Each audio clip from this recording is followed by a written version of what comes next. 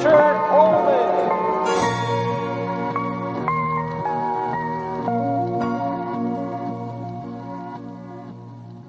Good episode today.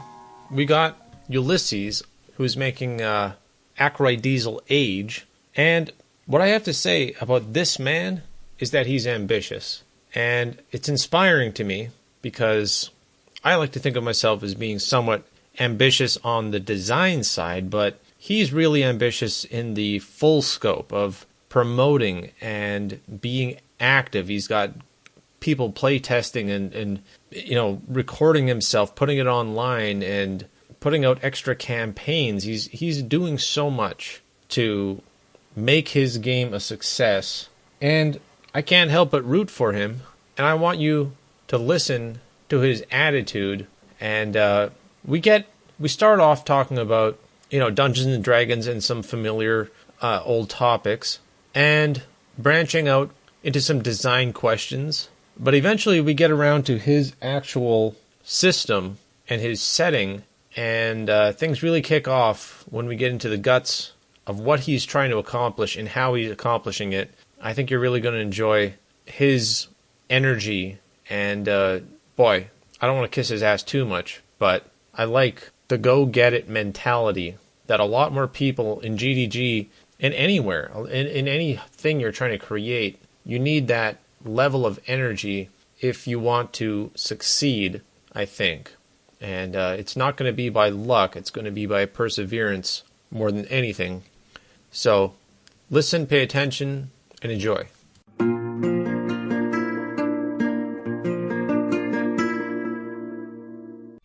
All right, we're here with Ulysses, and we're going to talk about his game Akroydiesel Age, amongst other things. We're going to get to his philosophy on game design, lessons he's learned, and what he's currently doing to try to keep his project fresh and promote it as much as possible, which is something that a lot of people currently working on projects in GDG, they're not at that stage yet, so I'm very curious to find out what that all involves. Why don't you say hi and tell us about your game?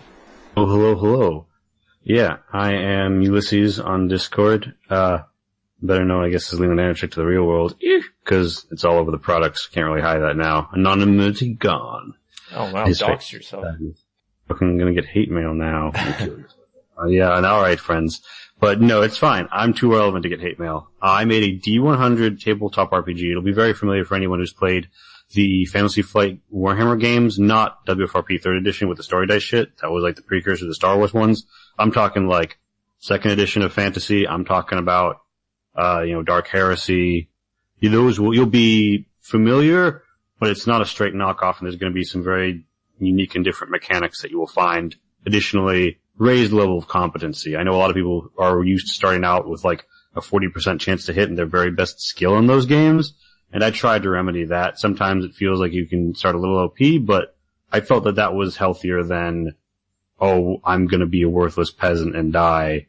Get someone decent who's going to be ridiculously overpowered, right? That's not part of the appeal of those systems, is that you start off feeling totally useless?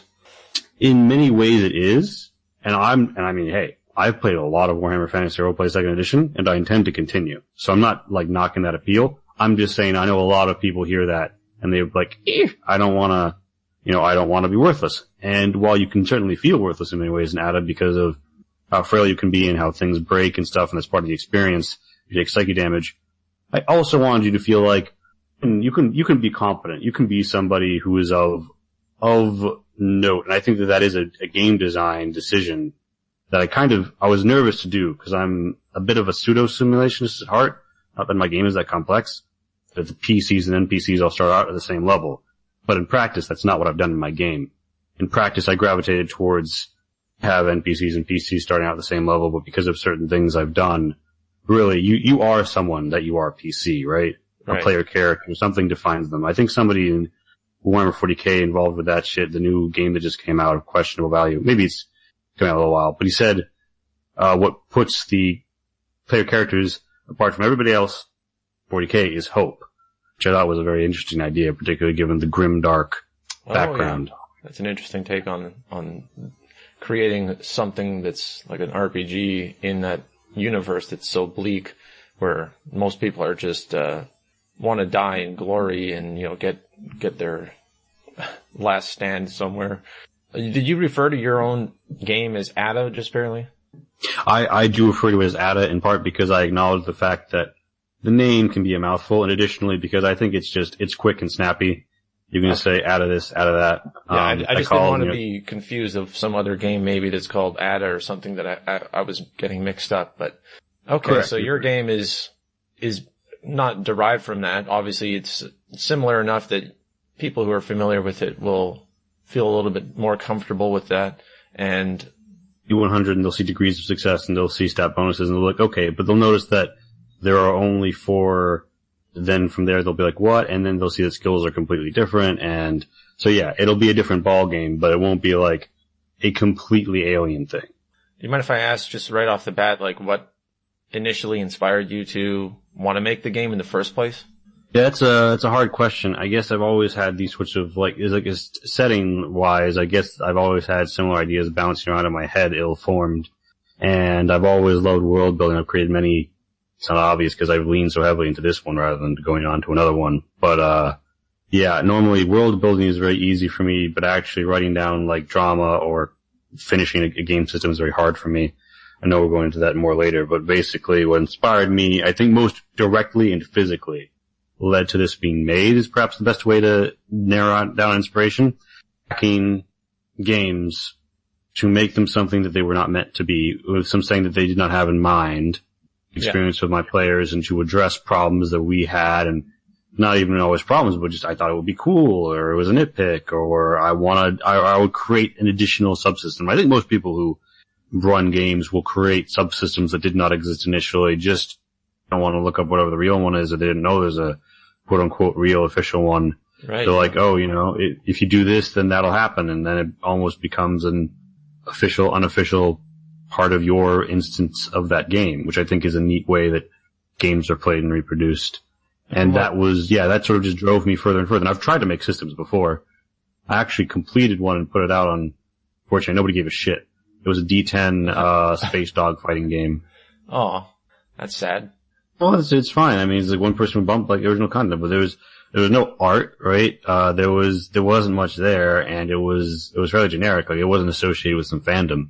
And I think that art or fandom are really your only hopes of ascending to relevancy unless you're a special case, such as, a guy who should definitely have in this podcast, Sweet Soul Brother, who makes, of course, evolution from D20 Modern Ops and Tactics, who has been very helpful to me over the many moons that I've been making this game. Interesting. And what you were saying about the evolution of things as a GM or whatever, adding in your own subsystems and things. I mean, isn't that really how Dungeons and Dragons evolved over time? Is they just had so much feedback from players who were like, I think you should have this for that kind of system and this for that kind of system, and they just stole all the ideas and was like, yeah, we're just going to include them in, and this is. And even further back, I think the genesis of making it was they were playing war games and they were like, oh, let's go inside the keep with a few dudes. Oh, let's or the gatehouse, whatever. Oh, let's go and now there's dungeons, now there's whatever, and now there's dragons, blah blah blah. Yeah, exactly. So that sort of chain of creativity that gets reintegrated back into the main system is something that nowadays, if you tried to do that, I think there would be, people would criticize you for being a hack or just taking other people's ideas and stuff. But I think but of course, how many of these ideas that we're using really are original? I mean, from indies or other genres or whatever. Yeah, being wholly original is not really something that's possible anymore, but there's a lot of interesting ways still you can put a twist on something, obviously. I do think that just trying to be original for originality's sake is very vain, and even if you achieved your goal, I don't necessarily think it would create a fun game to play. Is that what you meant before when you said you wanted to talk about unique mechanics and that versus, ripping off a system? Yeah, it seems weird. Although to go back, I would say, afraid of that is they saw where it wound up with 3-point PF, and they were like, this is a bad place, let us never speak of it again. Right? And even the Grognard's ass blasts about 5th edition have mostly moved on to it because they had to, at some point, I think the majority reckoned, and they saw, and 5 was quite a mistake. And it was the logical culmination of D&D. There's a different way to remix that. I think that's what 5th edition wound up as, right? Call it simplistic if you want, but it cut the fat away that the DMs would now again be the people coming up with those subsystems of manufacturers or whatever. Yeah, so as somebody making your own system, I mean, I don't mind talking about the history of how these other systems evolve and sort of the logic, but I mean, what can you learn from that as you're trying to design your own game? I've definitely, there's the little things, like, what's popular, what will people be annoyed by, if you're somebody who's thinking that you'd like to give your players 5 different ways to attack, formed by looking at 4th edition and the reaction to that, and the people who do like that and what else they like. But, in terms of me personally, I don't know, it's probably a place where I like to test out mechanics, and I like to seek out mechanics, and I like to try and think of new ways to do them. But I do frequently wind up going back to the old ones, an original, because they work, they get the job done, right? I mean, anything that has an initiative system is technically speaking knocking something off, right? Oh. And I do feel that it's taking me to remote places like I wanted to knock off for social combat, but what I wound up doing was very different, but still heavily inspired by the fact that it introduces certain gambling concepts into the way that the game is played. You cut out for a little bit. Which introduced the gambling concepts? In the Vineyard, which is an indie game about being like alt history Mormon sheriffs in like a Mormon independent state. I've heard of it. I know a lot of people respect the design of the game. I haven't actually looked into it yet myself, but there's actually quite a few systems I avoid looking into because I'm scared that I'm just going to start ripping off stuff from it. If it has a solution that I haven't found a solution to yet, it's going to prevent me from just coming up with my own. So I like to try to come up with something first, and then after I'm satisfied with it, go look at other people's stuff. But Dogs in the Vineyard. Yeah, go ahead. I think that the fear of being influenced is creative, but personally I found that shedding it and just being aware of it.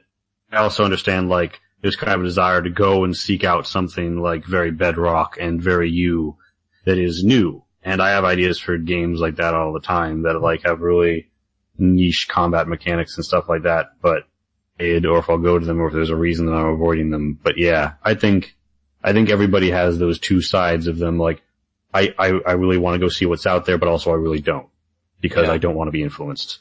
Yeah. I mean, through the hard process of trying to work in a vacuum, being ignorant of a lot of, alternative systems, everybody can basically complain about Dungeons and Dragons, but when you bring it up on something like TG or whatever, you'll always get the people who say there are games that do that differently, just you have to look for them. And it's kind of like, oh, well, I kind of don't want to look into them because maybe it'll make my project irrelevant. Yeah, I know that for myself it was interesting to now that I'm closer to being finished, and I'm, like you said, finishing something is a skill on its own.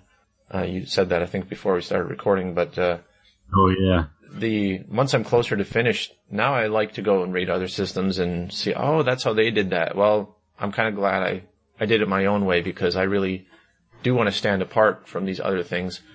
I'm curious, just maybe this is a hard question to answer, but do you think there's sort of this consensus hive mind in tabletop gaming of what forward progress is, and do you feel any pressure to conform to that? Yes, definitely. I mean, there's people I've ran into on these Discord servers who they saw that I was making a game with stats and equipment, and they're like, that's all been done before. Oh, and I saw them shilling some abstract gamist way of doing it, but it was for some choose your own adventure game, which they clearly found superior. And I'm just like, all right, fam, I'm no stranger to criticism, and I've been told that I've been doing things completely wrong, and I've accepted that, and those people are correct. But some people are just chitlers about their own idea of progress. Although I think that that's an extreme version of they're idiots. But also there's a very reasonable, one thing on the list is of course flanking and how to do flanking and how to make it relevant or not. And the default, the canonical way to do it in these games, I'm pretty sure because it's how the Warhammer ones did it, it's 10 to your attack, your chance to hit per other person engaging your target in melee. creates this like ganking mode, right? Where it doesn't really, it's not really a strategy, it's just, are we gonna gank him? And then, I didn't like that, and I came up with something that I thought was kind of cool, but it introduced facing to the system, which had not had facing for regular infantry previously, and like it was, ultimately I think I created a better system. It's there technically as an optional rule, at advanced rule, but, now into it, and that's how, not flanking, but that's how additional combatants works in ATA, simply because that was logical and straightforward, and ultimately, when you're working with a certain type of system, the logical and straightforward answer is gonna have a more logical and straightforward answer. Everyone's gonna start flocking to that shit. Kinda like, even just something simple like AC going up instead of down. I've never seen an OSR game, they probably exist, but I've never seen an OSR game that makes AC go down. Right. Old D&D, but because once they have seen AC going up instead of down, they're like, everybody else has been fucking up. Or, the old people have been fucking up, and they go with it. Even if they love everything else about those old systems, there are some just simpler and more logical decisions to be made, series of systems that you just go, nope, that's it. AC goes up now. And I think that those sorts of things, one can rally against the consensus, one can find reasons, but you should accept that if you are working with a very similar kind of system, there will be common solutions, and you can have reasons for deviating, actual reason for deviating, and not just, I want to be special. See, I'm the kind of guy, I want to be special. No, I think that anybody who's making this game has some sense of that. Anybody who's making a game has some sense of that, because it's kind of like running for political office. Like, even if you respect the other person, you have to, at a base level, believe that you are the better candidate for the job you're running. And it's why are you making this game if you don't honestly believe that this niche is not filled, right? Well, in my general opinion on, pressure to conform to a consensus, or taking the consensus as being the tried and true wisdom, is that I generally feel like the consensus is almost always wrong, and I really don't respect the idea of taking anything at face value. Obviously, if you've run systems and you've played them enough, and you personally are attached to certain concepts and stuff, then use it because it's appealing to you. But almost, and I'm not saying that as even relevant to game design per se, I just mean in general, but it's like in my mind, if you're not willing to challenge what is agreed upon and what the consensus is, then you're not really, you can still take it very seriously and still have a lot of creativity. But for myself, it was like, I'm going to try to go back to the drawing board in as many cases as I can and see where I end up. And if I end up giving up because I'm just like, well, they did it better and there's a reason why they did it and why it has evolved to the way it has, then I don't need to make my system because it turns out there's no better alternative.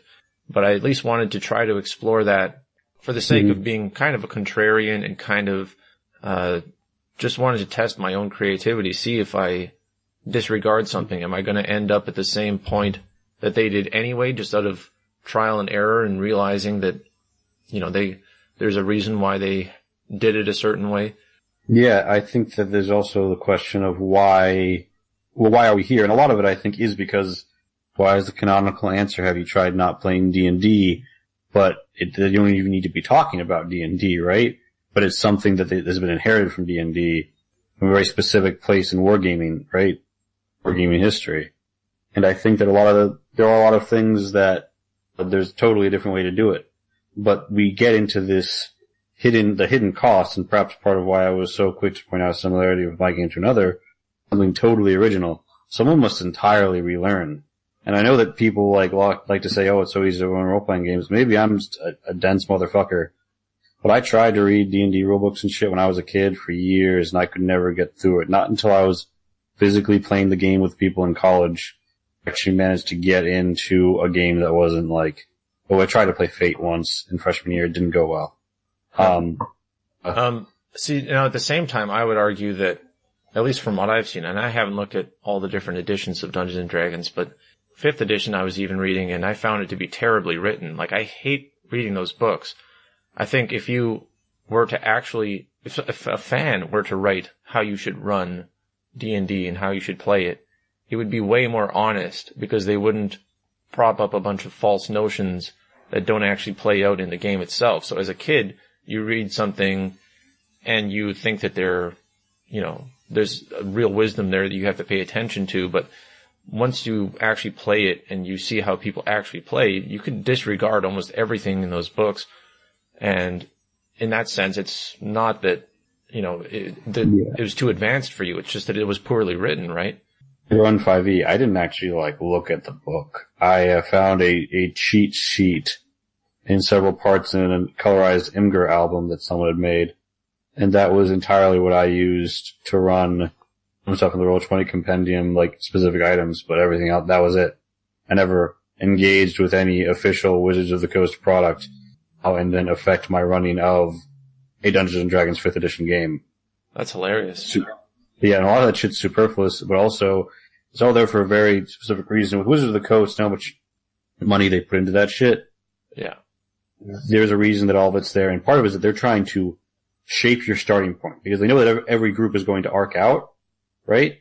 But if they get them to a certain starting point, then they can control that community growth. And in this period of unprecedented growth and interest in the hobby, we have billboards for that one, fucking voice actors Twitch game on billboards outside of major cities. D&D is huge again, more so than its initial release, and everybody's coming to those official 5th edition products and to a secondary degree, the YouTube videos around it. Shit. I think is a third further out degree, the sort of shit that you and I are referencing, that I just referenced, that's almost exclusively for people who are already pretty well entrenched or who have been into these sorts of hobbies already. I think that they want to bring them all to a certain place because they've studied past branches and they have certain ideas about how the game is supposed to be run or valid ways to run the game. But additionally, they have ideas of how they want to sell their products and how they want to move forward. And it is very beneficial to them to have having to deal a whole bunch of people who think they know better because they're amateur game designers is way more fucking stressful than just dealing with a whole bunch of, not lambs to the slaughter, but and that's new people, and that's I think it's difficulty, it's a challenge in some ways, and I think that they could improve how they write the books literally for them to make it easier for them to play the game. I think some things just don't have a convention. Why the fuck are there 3 different books that are the essential books to be able to play stroke run the game? Oh, it's because Wizards of the Coast is charging you, the greater half of $100 at least for each of those fucking books. Yeah, I wanted to point out, in these books, from what I can tell, they're deliberately written in an obtuse way, in a difficult way, so that even though you could condense everything you really need to know about how to run the game onto 2 sheets of paper, and then somebody could screen cap it and share it online, and the books would be irrelevant. It feels like the books are written in a way that spreads out essential information across so many pages that it's impossible to basically take a screenshot of it and just spread it around, Yeah. Even though fans have produced something equivalent, I think it is a concern about it, but also making yourself irrelevant to the running of your system. And there's an argument to be made there. I think part of this isn't just that, but also convention. This is the part of the thing, there's a DM's guide, there's a bestiary. And I'm not hating. The bestiary is useful, the DM's guide is useful. Both of them, I have used both of those. I've only ever used the player's handbook to make a character, and even then I prefer online resources, but... So as a game designer, what I take away from reading something like that, something like the 5th edition Dungeons & Dragons book, is that I have to accept, I'm not dealing with people who are going to pirate my system and it's going to be this thing that millions of people want to have and whatever. It's I would rather make it as clear and upfront as possible how to run the game and not worry about that. And at the same time, the sort of conventional wisdom and people having to relearn the system, to me, that's a selling point where it's the people who are probably going to give my system a shot are people who, either have played a bunch of other games and now want something different, or they're going to be people who aren't familiar and for some reason, this would be their starting point. So what's the real difference there? I'm not worried about people who want a very similar experience, but would object to relearning a system or having like certain terms be changed almost in an arbitrary way, because it's like, why don't you just use this term? This is the accepted term for that mechanic. It's like, I don't feel like calling it that, so screw it. I'm not going to call it that. I definitely think there's a sliding scale, right? There's basically just reskinning an existing, more popular game, in which case it's like, why did you bother? The answer is to change one or two little nitpicky things. It's like, okay. But then there's, on the far side of that, it's very hard to get into. And I understand, but I think that the perspective of somebody who would actually go and make a role-playing game is not that of people who have played and learned other games. In my experience, is very hard to get players to, not my players personally. I've been very lucky with that. But it's not easy to get someone to go learn a new system. It's not easy to learn a new system, and people almost always prefer no. And a lot of influential people are like, I think, Matt Colville said, of games that weren't D&D, which, obviously incensed me at the time, but he had a fucking point, right? Wait, what did he say? Had the full universe. He said that he grew out of he used to play a lot of games that weren't D&D. He used to play all sorts of tabletop role-playing games. But he says that he's felt that he's grown out of playing games that aren't D&D. Oh, right. Sense to me when I first heard it, but he's got a fucking point. He talked about how, and people asked him to use Unearthed Arcana. He's like, no, because I think I could go the rest of my life, he's like 50, without ever using of what I have between the player's handbook and my own mind, right? Right. And that's something we've talked about on previous episodes of this podcast and my stance on that is that I feel it's kind of a tragedy that, game manager or game, GMs and DMs have such a skill set that they've developed over time, I think, by running bad systems and finding ways to make bad systems fun through their own hard work and their blood, sweat, and tears as GMs. A guy like Matt Colville, I can almost guarantee he doesn't need any system at all. He can just, run a game and have people fun. And that's what he said, was that he'd been running a game like D&D without realizing it on the old school bulletin boards in the heyday of the internet. Right. So it's like, like this. You do have a certain breed of this sort of, maybe not an intellectual giant, but at the very least somebody who's forged in this sort of first-hand experience of running these games, and the system is really just there to enhance what they were already going to do. And to me, I can't design a game with that kind of person in mind, because it's like, I don't have anything to offer that person. What I'm trying to do, what I'm hoping to do with my system is find some weird niche, a community that would appreciate how I approach it, and through word of mouth or whatever, there'll be some sliver of people who prefer mine, or I would be happy just influencing other creators. If I come up with an idea that they like, maybe I'll get some credit down the road for that, but I think I have a pretty realistic idea of how obscure my system is going to be, but it doesn't stop me from putting everything I have into it and trying to make it the best I can. Yeah, I think that's the scenario, right? Because if you put out something that's kind of made Vampire the Masquerade, or basically making it as a joke about edgy goth culture, and they wound up creating an institution that became a 0 point, a point of introduction at a time when that was unthinkable for new players to tabletop role-playing games. So I think that that's a very good argument for, go full tilt, give it your all, even if it winds up like Dogs in the Vineyard, which I'm pretty sure is known by as many designers as it is by casual players, right? Right. Even if it winds up like that, at least you'll have made something quality, and you'll learn from that. And maybe a subsequent game will be better, or maybe that you'll just be the richer for having produced it. Well, let's talk about what you're currently doing with yours, because you have, is it not totally completed and ready to to playtest, or is there still something left before it's available to purchase? I'm not sure where your status is. It is available to purchase, although I am likely to put out a sort of like handbook, either pay what you want or just totally free somewhere, which might have like advice on running things. Additionally, I'll oscillate it on a billion times, kind of like flanking. And what I'll normally wind up doing is create an optional rule, and I might create an optional rule for critical hits right now, which is weird to say because I hate doing this because I've already sold the game to people. It's like I can't change this shit. But at the same time, like part of ongoing support, like I got as many playtesters as I could, but honestly not a lot of people were interested. And I couldn't get other people to run it very often, and now that it's out, it's actually easier to do that. And so I think I might have to put out gentle corrections or advice or goddamn me errata.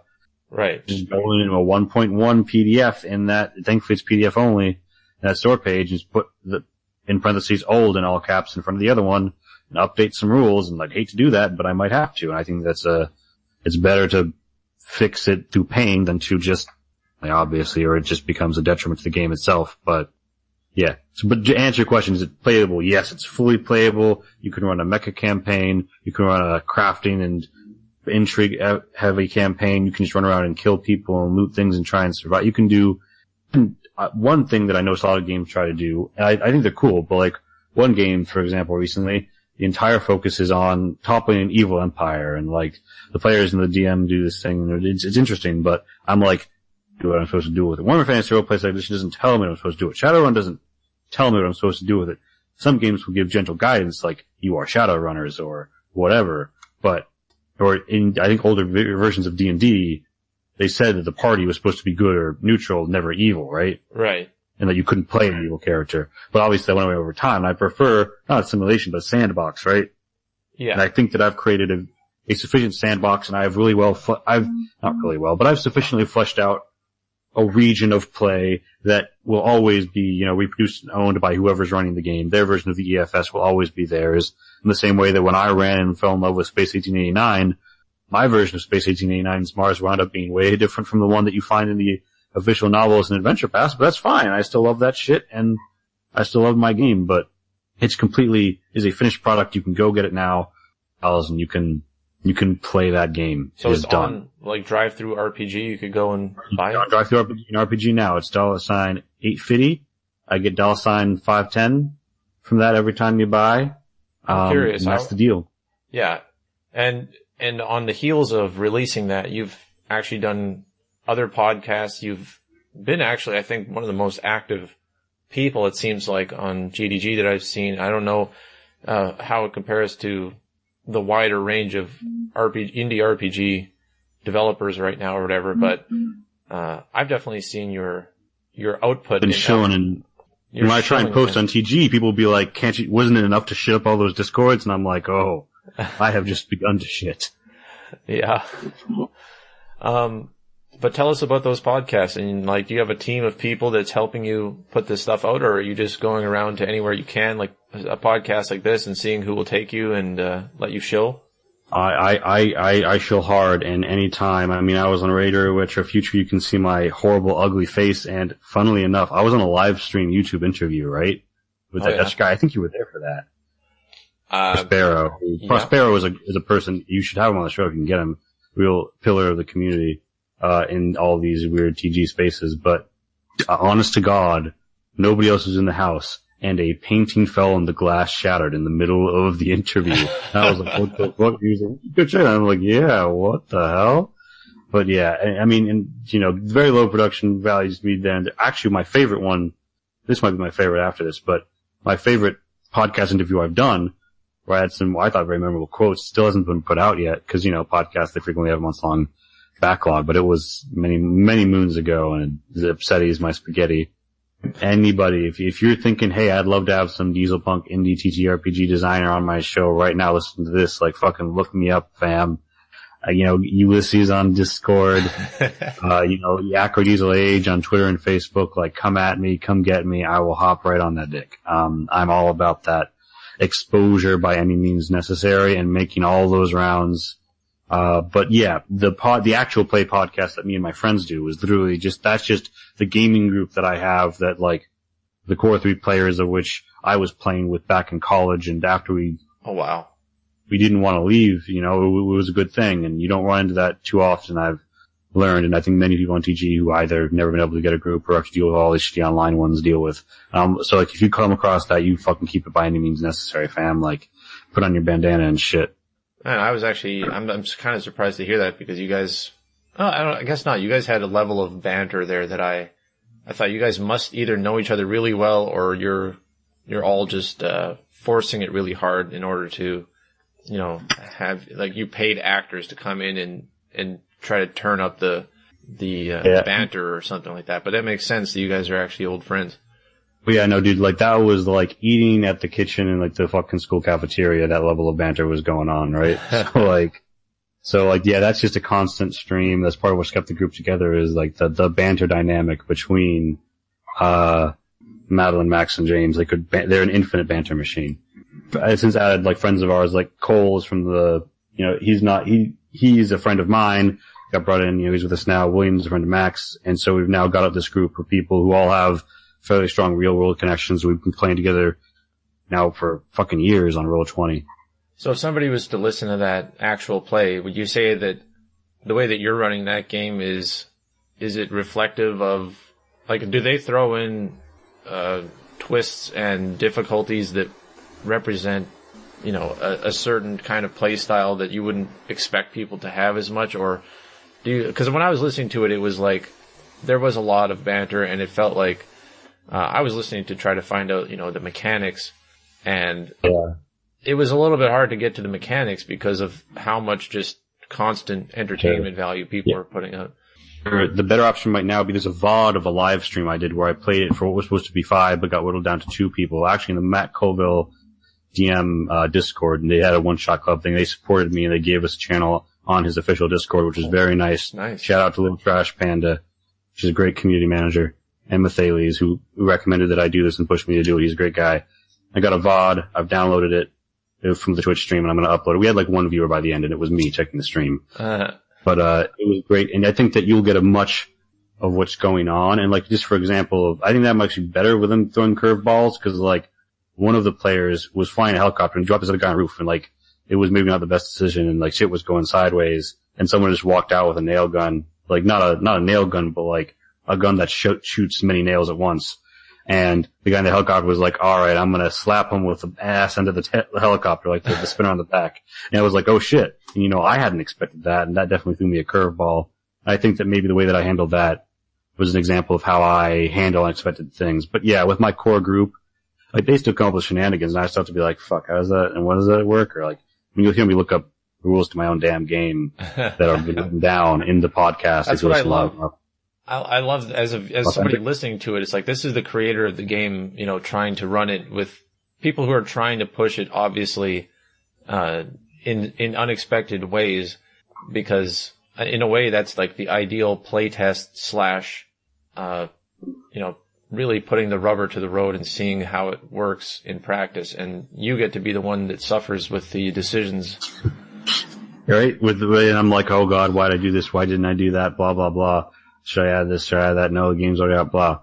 And I definitely think that it's fun. It's podcast, like, they're not necessarily trying to break the game. They're trying to play the game. And I asked them to make like a broad section of characters to represent, you know, the world and also the potential mechanics. So like, someone was sure to have a crafter and a driver, you know, right. Social combat. Someone was a local yokel who's maybe not so aware of the world, and so her character, like, to explain why people don't just know this, it's like, oh, she's ignorant. I mean, we haven't gotten to that part yet because they're still in her home state, but. Well, let's just make sure that people who are listening to this and have no idea what your game's about yet. You said it's dieselpunk. Explain the basic setting and theme and tone of the game that you're trying to go for. Basic. Well, actually, one of the players in the thing did it probably better than I can. If you like these, otherwise, if you cringe, just ignore this. But Shadowrun meets Mad Max is how he described it, and I think that that's apt in some ways. I've been saying Great Gatsby meets Mad Max, and basically imagine like geography from the 1920s and 30s and looking forward into the future and what it might be and how technology could work, and like, you know, ever more and more opulent skyscrapers, Deco was basically invented for decadent rich people, right? Right. And that's sort of, and how they gauged into the future and like just scaling things up and airships and shit. And of course that all came crashing down with the Second World War and with the onset of realities with the nuclear age. It's definitely an aesthetic that, right? It's how people in the past look to the future. So you cut out there for a little bit. What kind of aesthetic is it? For future. It's looking how people from a certain period in time looked forward and thought they'd see the future. That's dieselpunk generally. In my game, that still holds pretty true, although unlike most, it's not an alternate reality or an alternate history. Everything that has happened in our time still happens in the game. The game is set pretty far in the future, 2714, which I try to like not lead with that because some people will be like, what? The dreaded two-word phrase which rhymes with Ost. You lost me. I have no idea what you're talking about. Well, the people will say, oh, it's yet another post-apocalyptic game and then shut me out, but it's not, alright? Oh, is that a negative thing now? Is post-apocalyptic? People will immediately be like, why are all these settings supposed to be blah, blah, blah, blah, blah, but it's not, okay? It's not post-apocalyptic in the way that the people are thinking. It's post-apocalyptic in that way that one guy who wrote that one article about how all D&D games are post-apocalyptic, or almost all tabletop RPGs are post and apocalypse is true. And in the same way that the HRE rose for the apocalypse of the Roman Empire collapse, right? Which was an apocalypse to the people living through it. So, I prefer to keep that sort of reasoned eye on it. Things are different and we don't have all the modern technology we have, although some things are more futuristic. But and when I was reading the rules, cause I think I read a couple of drafts that you put out on GDG there, I was very fascinated by the level of detail you put into the history of various states and their political factions, and sort of it feels like a lived-in world, and I like the way that you connected some realistic, themes of corruption and whatever. It's not like a lazy post-apocalyptic setting where that's maybe the reason why I would associate post-apocalyptic things with negatively, is because it's basically the easiest way to make a story. It's just nothing works. Don't expect anything to make any sense when you get there, and you're just sort of living in this wasteland. But you actually have what feels like a system for how society would continue on in this world, and it's not some sort of wasteland, even though, there's a lot of struggle or whatever. It feels like there is hope, and there are people who are good and bad in there. It's not just pure carnage and scavengers or anything like that. I thought it was a good balance. Yeah, and that's definitely what I tried to strike, and I think that might be, that's why I try and say Great Gatsby meets Mad Max, is because there's some vehicular combat going on. There are brigands on the road. There are horrible monsters outside that threaten civilization, but there's also booming metropolises building huge new skyscrapers. They've got flying cars. They're printing their own money. They've got an elected government. What you're talking about is that in the fluff document, in the fluff section of the book, I go through all 17 states of the EFS, which is the Eastern Free States. It's the Eastern Seaboard of the United States of America. It's basically its own country now. And they're trying to reunify, but it's going to take a long time. But America is, it's a centuries dead idea now, right? It's kind of something, it's like, if it becomes America, it will be the Holy Roman Empire of the setting, right? It won't be Holy Roman or an empire. It might occupy some of the same spaces, but it'll be a new institution, but it's still buried in the trappings of the old one. So I try to explore, to keep things dangerous. There's obviously, there's corruption, there's crime, there's interfactional squabbles, in the cities, but there's also a sense of, no, there are places you can go in this world where people are just, living what a modern person would probably consider a normal and safe life. A little bit more dangerous, but it talks about, I think in the overview of the EFS, that this is the safest time that most people have lived, right? I mean, there might be some Godzillas out there that might attack your city next week, but go to a cafe and buy a coffee, or, get a hot dog from a stand and collect disability, whatever. Well, there's not a lot of social security or stuff like that in the EFS. There's also no child labor laws, so there's lots of fucked up shit going on. But especially if you're... That's one of the reasons why I like reading it. I think you're a pretty great writer. I was basically going to read it to give you feedback on formatting and, things like that. I ended up reading a lot of it just because your writing style was pretty captivating, and you're also putting out, from what you told me earlier, putting out additional lore for in the setting, but it's not essential. It's just there for extra flavor and to help people realize. Yeah. And to clarify, it's like I feel like, I don't want to turn this into a Matt Colville dick sucking stream, but he has this point about like writing versus lore. And I know a lot of people who love my lore or who love lore generally and maybe feel ambivalent towards mine. But I think there's also like a need to contextualize it with drama for many people. So what I'm putting out is I'm trying to do every week a new short story set in one of these states. They're called the 17 Quintessentials. When it's done, not only will we be able to read about the state and how it is, we also be able to read about a story happening in the state that feels like this could only have happened in this state, right? Like there's a real reason to have a story set in this world, and there's real things to explore here. Since you're a fan of Warhammer, I'm going to go ahead and make the comparison, because one of the things I like the most about Warhammer is that even though they have these broad, in a sense, generic factions and stuff like that, and it's very easy to reduce it down to just archetypes, they do so much work to try to inject real drama and stories and characters that people get attached to, and that's where basically all of the memes and the real attachment comes from. Is not that people like the idea of playing as generic Space Marines.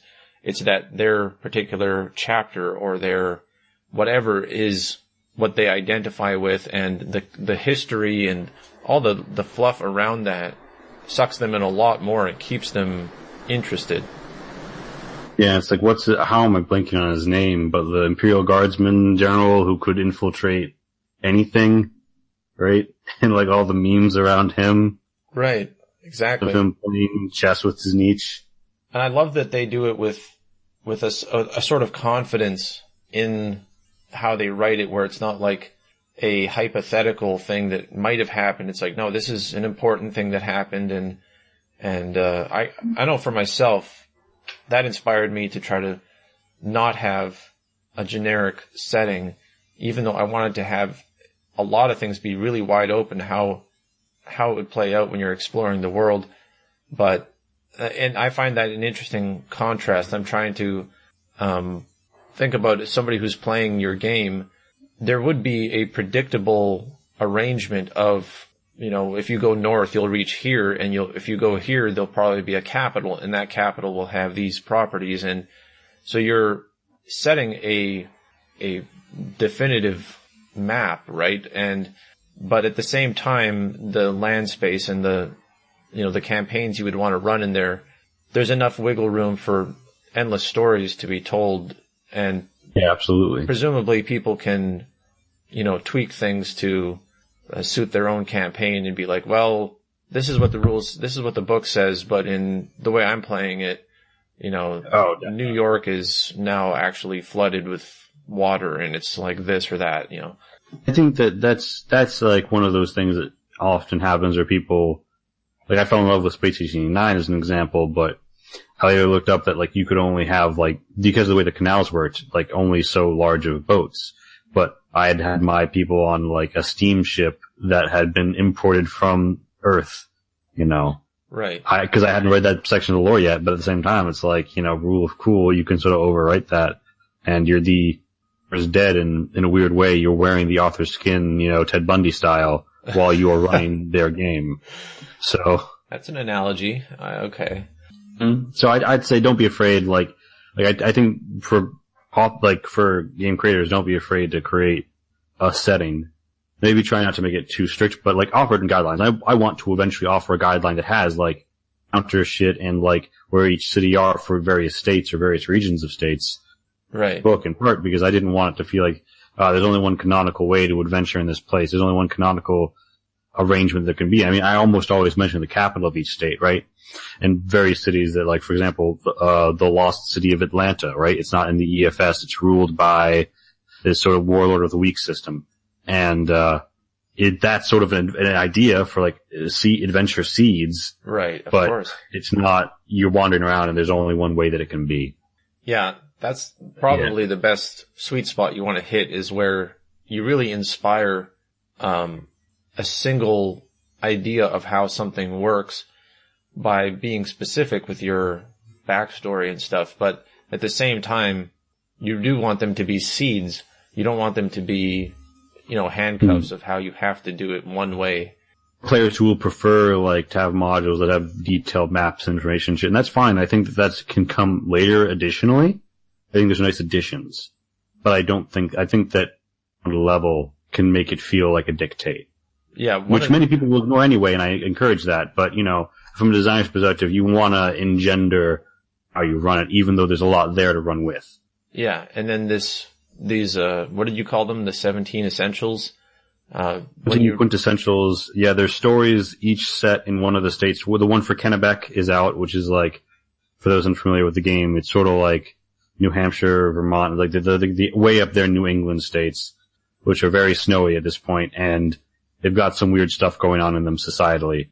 Right. And they tell a story that's weird, but I hope engaging. Some of the action falls a little short because it's a quasi-sniper duel.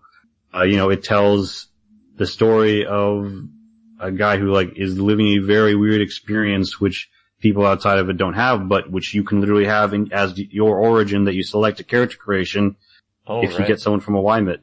It's sort of engaging in that way. And the other one, Discount Dimes, is set in Westatum, which is, one of those very much get rich quick, because in this world, you have to have special permissions to enter Washington proper, the Beltway, get into the city. And this is basically an entire state to make it big and get into the capital, but they can't.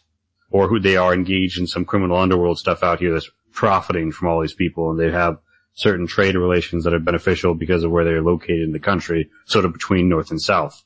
Yeah. Tells the story unique to that place. I love that. I think it just gives such a nice texture to the bigger picture that you've already established, the framework you established. Now you're going in and giving it some texture and some little things that people can obviously make derivatives of, but it just grounds you in a sense in what that world would really be like. And I might have to rip off that idea because it's pretty good. I mean, having a world that creates the framework and then telling stories within it that aren't necessary, but for the people who already like the framework and want to have a stronger idea of the kinds of stories they could run in there. Very interesting.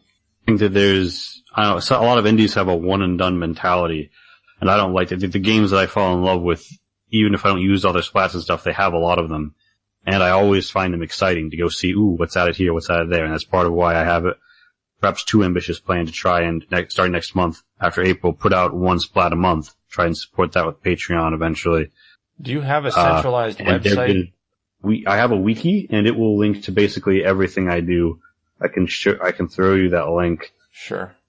This is actually hosted for me by a very generous person from a Facebook group called Trust, and I was like, does anybody have any advice on putting together a wiki? I think it would be really helpful for my game, and it did.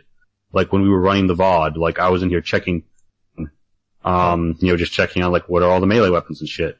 And I've just although I fucked up and didn't put lines between them, which is a horrible mistake. But then I digress. It's a nice way to check how much is a police baton. Oh, it's $6. Oh, how common is it? It's common. Yeah. I'm seeing a lot of good links here, your Discord and places to listen to the podcast, that kind of stuff. Definitely. And for those listening somewhere else, it's ada-rpg.org. Right. That's it. That'll take you there. ada-rpg.org. And I'm going to check out more of this because there's a good chance I'm going to buy this, and I'm excited to see what you all do with this because I don't know anybody else who's quite as ambitious as you are in what you're trying to do here, at least from the GDG community. I mean, I don't think you had any $1 billion Kickstarter or anything like that, so you're really just coming from the grassroots and doing it with your own hard work. Yeah, I mean, half of this stuff is I think crowdfunding is an essential question, but I think that I'm going to try the Patreon. And people always tell me, you should have a Kickstarter this, Kickstarter that. And I'm like, how low those fulfillment rates are? Cause let me say, if you're someone in GDG right now who's like, man, I've been trying to put out games forever, it's never going to happen. I was exactly right there with you, my friend. Let me tell you one thing. The thing that got me here, is my friends who I make that podcast with, And the fact that we were making the podcast before the game was out a little bit, but late enough in the stage that development was done. But I ran one-shots with my friends all through periods of development. I mean, I think one of the earliest rule books was just a one-shot handout, and I could maybe show you those later on. You can see how far the game has come since then.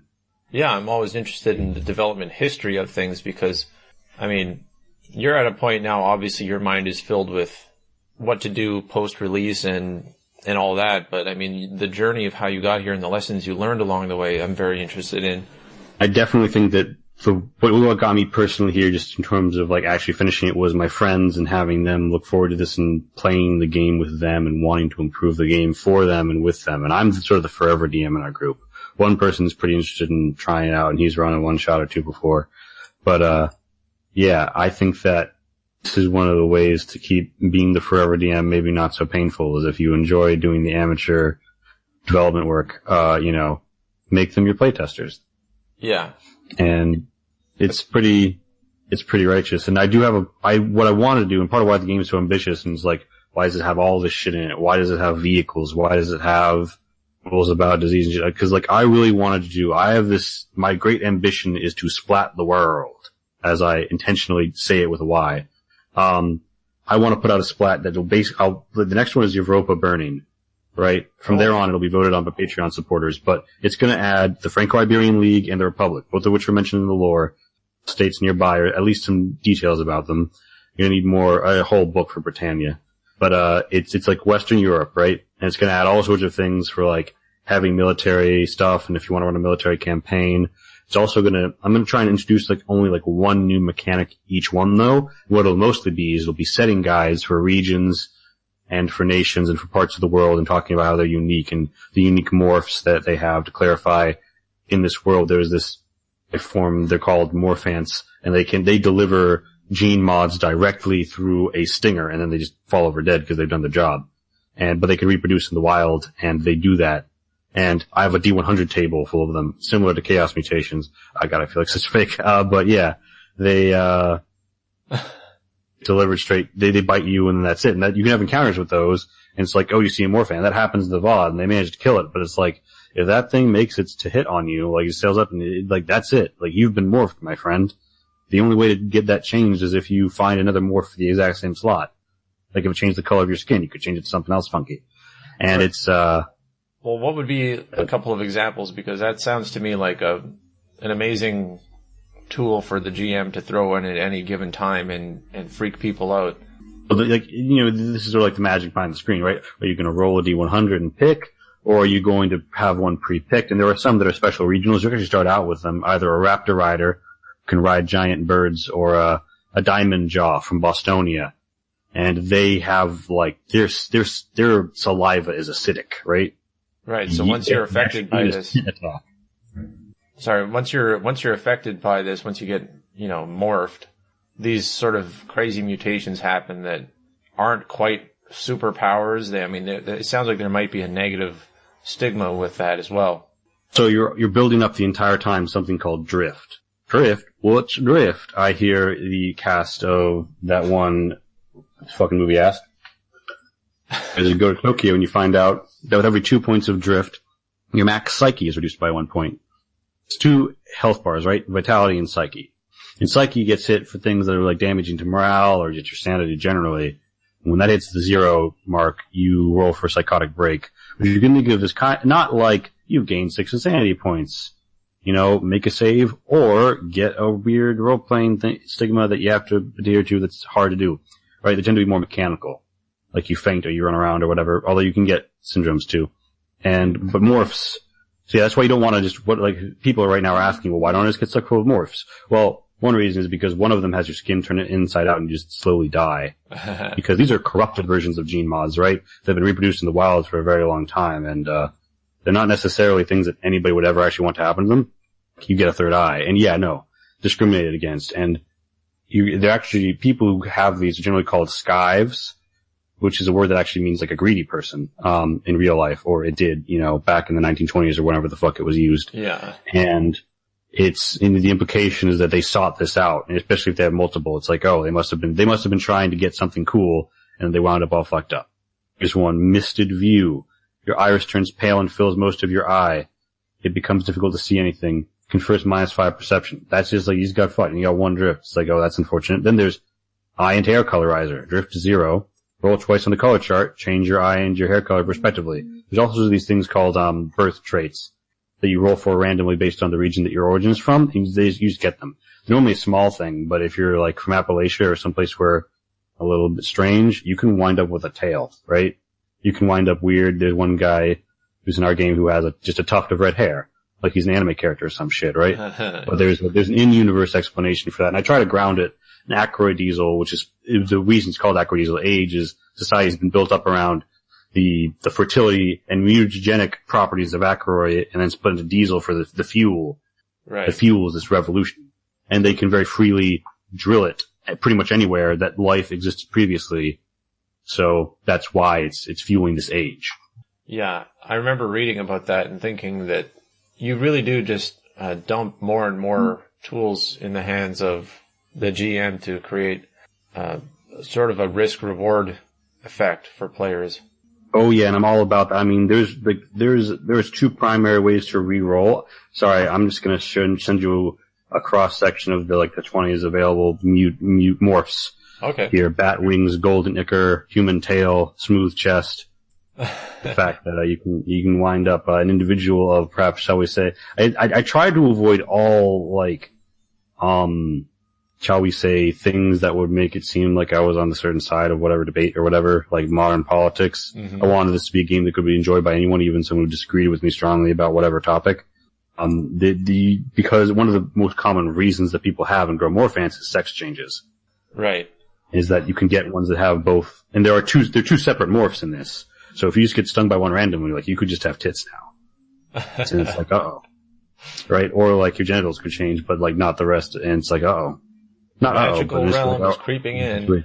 Magical realm. And definitely I think that, what I was afraid of was because a lot of these games, interestingly, dieselpunk games in particular, are made by and for furries. Oh yeah. But there's, they have I don't know where that cross section comes from. Fedoras? No. Yeah. You can get a human tail, and I think that a lot of people are hearing human with tail, and they're thinking some kind of cute animal, and I'm like, nah. Painfully, your tailbone juts forth half the length of your spine downwards, wrapped in new flesh and able to swish at command. Yikes. A tail used for all sorts of tricks, but it makes it difficult to find pants that fit. 1 drift. Yeah, I noticed one here that I think is kind of interesting. Red Herald, you perpetually show the symptoms of Red Death without having the disease. So basically you would automatically get all the reactions you would have if you have this disease, which I don't know what it is, but it sounds pretty bad. Mm-hmm. And of course, additionally, you may expend 1 vitality to become infectious for 24 hours. Yeah. Yeah, and then -5 charisma. It is definitely a mechanical thing, and I guess there would be strategic reasons to be like, yeah, cool, I got the Red Herald.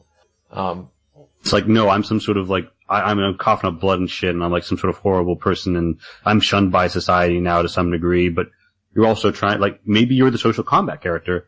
You soldier through that, and you just put on your weird masquerade mask or plague mask, and you just having a conversation with someone, and they're like, you're a weird diseased man, but you make a fine argument, and it's, I like to imagine these sorts of situations you can wind up with without, or trying to make, and obviously some of them are mechanical, spear-like appendage. You get an attack, and it's a reach one too. Right. You've got, you just grow a fucking tyrannid spear thing out of your back. Ugh. And it's horrible, and you look ugly, and people shun you, but, you can stab bitches. But maybe you're not that great stabbing bitches, so maybe this is just unfortunate, right? Yeah, I know. Yeah. I like the way that you sort of focused on the internal logic of the world. When you initially read it, it wouldn't be like these things come out and nobody in society is prepared for the advent of these things. You've integrated the logic of, yeah, you'll meet people who have these and you might get them, and in that sense, that's another way that it feels lived in, that you're not, that's one of the things I find bizarre about going back to something like Dungeons and Dragons, where it's there's people that can resurrect, the dead, and yet society doesn't seem to have adapted to that notion at all, or there's a weird disconnect between the logic of being surrounded by monsters everywhere and these superhero powers that come around. People still like give your party lip and like don't have respect for them. It's like if you walk 10 feet off the road, you're going to get killed. But these guys, and some of that is up to the GM and stuff, but I just don't think the books themselves do a good job of selling the world as being a place that makes any logical sense. And yours, what I encountered, sorry. Go ahead. What I encountered with hacking the Warhammer games is I realized, like, these are really built from the ground up to support the logic of the world. And I fell in people point out all sorts of horrible memes or broken instances in those games, but generally speaking, and I fell in love with that concept. And I wanted to do that with a setting of my own. And really in this game, I firmly believe you are gonna, like, some of the mechanics you'll be like, but it'll totally make sense in context. And like, in part of how I play the game, for example, in the Actual Play podcast, how these morphs are sort of forced into living into the ghetto called Skiveside, which is established to be fairly poorly patrolled on the border of, so if monsters got in, oh, what a shame, some Skives died, right? Right. But at the same time, that semi-lawlessness has allowed it to become a place where, like, the bar is owned by this lady who's their fixer, who gives them jobs, a la Mr. Johnson from Shadowrun. Oh, yeah. Yeah. So it creates this space, right? Yeah, and I would totally agree that I think Warhammer has done a good job in setting that precedent, and I'm glad that you say that you fell in love with that and you're inspired with that, because there's not enough games that do that. And I think that's something that if somebody's listening to this and they're trying to have just a little bit of lore in their game, or just like a taste of a generic sort of flavor, consider going the opposite way and just having a really grounded world with an internal logic and have more unique and intertwined sort of mechanical and lore things. And even if it's not, a map that is a direct, one map that you're supposed to use for all games or something like that, at least have something that people can really sink their teeth into, because I think you do end up having something people can immerse themselves in a lot sooner. And for anybody who does get hooked, you have them hooked. You can keep putting out more stories and more stuff if you're the type of person who likes writing. Certainly. I do think that I've had people also say, oh, this would make a great generic system, because they're like a generic system junkie, right? Yeah. Sort of like the people who unironically say the answer is GURPS to everything. I think it's totally legitimate. I've even played with the idea myself, but I can understand want something like that. But I would recommend you to probably suggestion, right? Suggest. As an example, here's how it could be done, right? I think that game I mentioned earlier about toppling evil empires, in theory, it's all made by the players and the DM in session 0, how things are set up, but it's in the back that you can just grab and go with. So I think if you're making it generic, it's a great idea to have multiple examples of a fully functional setting. Yeah. Annex as an extra download somewhere. And for example, Ops and Tactics is generic or modern world, but he's also made a space one, called Kandai and the Kandai system. And I don't know if he's going to sell that or what, but if you get involved in the Ops and Tactics community, you'll find those updates and he'll gladly share it with you and ask for feedback. A strong and smart way to go. Additionally, if you're trying for generic OSR or whatever, or something that you're going to put the rights to out there for other people to put stuff out for, you can then create it, or but the rights are a little more questionable because your game is a D20 modern hack. You can put out is setting based that you can then charge for. If you want to charge, I know a lot of people are just going to put out for free, and I respect that. And a lot of people have gotten a crack at my game for free, obviously. I wasn't expecting money out of people when the game wasn't released. I'm still fairly free with comps for playtesters and reviewers and stuff like that now. But, I don't think there's any shame in asking for money for something you put this much time and work into. Oh, no. Even if you don't think that you're going to get rich off of it, because around expectation, you're not. But, I think that there's a chance to grow something. I think of an overwhelming sense of, no, there's no chance here. Just got to put out something that kind of works and leave it, floating in the void is people, because it sort of means that you're done with it. I understand the desire to be done with it, but I think that you need to try. You need to really push and put something out there. Not everybody's gonna be lucky. Yeah, and that sort of brings me to something else I wanted to ask you. I mean, you sound like you have endless energy to be developing this, and you are ambitious. What kind of like work-life balance do you have? How much time per week do you devote to this, and do you have any advice for people who, like, you got a full-time job and you're not able to devote much time to it, but what is your I can share some perspective, although, I am presently fun employed, so I do have an advantage up on people who are grinding the 9 to 5 right now. But I mean, a lot of the development happened while I was still a student. A lot. Right. Size-wise, but not time-wise. So here's how this really works. You want to set up testers that really go over mechanics that you're trying to iron out, and you want to see, prosper or fall apart in the field, and you'll see a lot of mechanics fall apart in the field. Trust me. That's how Social Combat 1.0 went. It had to be totally rewritten. Very glad it was. Very strong now. Surprisingly straightforward. You can watch it played very easily on the VOD. But yeah, the advice I'd give for writing fiction, and probably would work for rule books as well, is have time. It's Sorry, a chronological you cut it there a little bit. What should you have? Time that you are going to write. Right, and always keep that as religiously as you can. I've been screwing up a little bit with my 7 and 7 because I was trying to do 7 a.m. and 7 p.m. But always just make it a force of habit. Always do it. Even if it's trash you're going to have to throw out. Just do it until it's become a habit, and then you will produce from that as liberally or as conservative as you want, right? And rewrite as you will. With games, I find that and then have some time after the session or the next day to because maybe you're on a Friday or whatever, or a Saturday, or you run midday and you have time that night. With like the iron is hot, some people will say let it hit. Personally, I think you want to go right into the rules and start changing things. Maybe say what it was before, but do some rewrites, examine things with it fresh in your mind, with what's you're saying on the heels of like fresh a in your playtest. mind. So that's how I did a lot of this. A lot of Ada's development happened right after one shot or whatever. I would be like, man, that mechanic, it really didn't work out. Like, that's how Social Combat got scrapped and replaced. I was like, nope. That's how a lot of other things happen. And I would I'd think about it and I would decide. I personally drew a lot of energy from it having just happened and being very real and having just played the game, right? Yeah, I think so many things fall apart when you actually put it into practice, and somebody will just mention one thing, and it's like, you have to have definitely the playtest and the notepad there. And if that doesn't motivate you to, adjust things, I don't know what would. I think that people have different systems, but it's kind of like a big fan fiction guy. But I know a lot of people, there's an energy right after you've seen something or engaged with something for more of it. And there's a desire to interject oneself, like author insert shit comes from here. And that's something that can make you a lot of money if you make it about Twilight. Cough, cough, 50 Shades of Problematic. Cough, cough. I think that energy, I think it's a similar energy that I'm motivated by. It's not quite the same for me.